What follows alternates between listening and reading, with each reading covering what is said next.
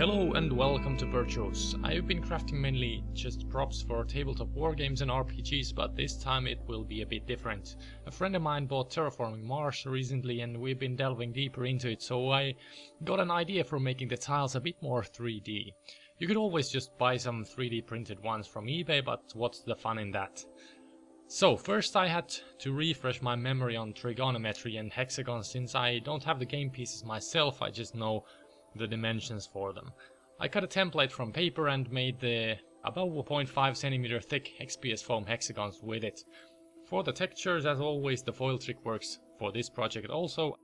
I didn't want the surface to be too bumpy because of the small elements I will be gluing it on later, just so that it has a little bit of a nice ground texture. I painted pieces with quite bright orange, since the color will be desaturated a bit when I put a little bit of black washing on it, and it will make the colors go towards grey, a bit dull, as you will see later. For the town parts I decided to just cut and build a plethora of different looking blocks and domes that I will be gluing on the hexagons, and also a few tubes, since space buildings always have tubes.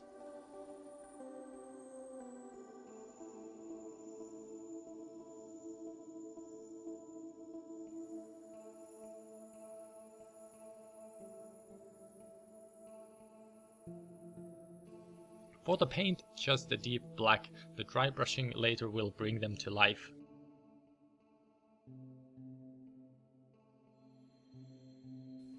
Then the part everyone is waiting for, the nuke. I was thinking of first creating this with a small piece of mattress or maybe cotton because of how they look, but that will easily get destroyed in the game box, so I ended up with XPS foam as always. A couple of neat tricks will make it look nice enough. The basic foil trick will give it enough roughness to it that I can then brush it with a knife to make kind of a grainy micro texture on it to resemble the smoke.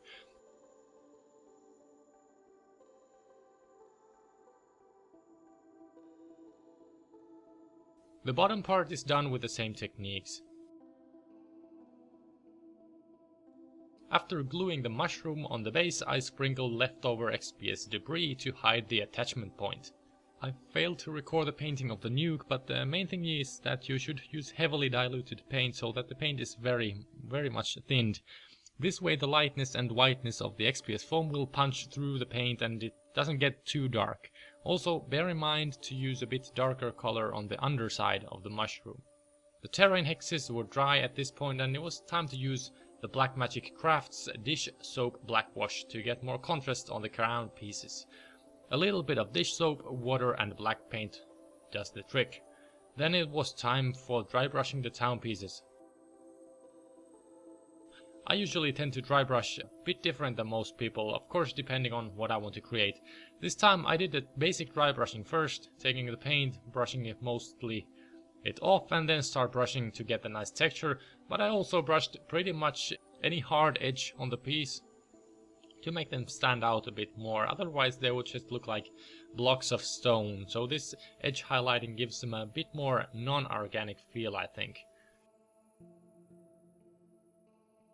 In the end I built it to much of these pieces. Once I start gluing these on the hexes I was left with about 10 to 15 small pieces over, so if I was to make more builds I'd have these at least ready then.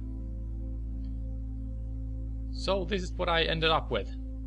Maybe in the future I'll be making the rest of the pieces also.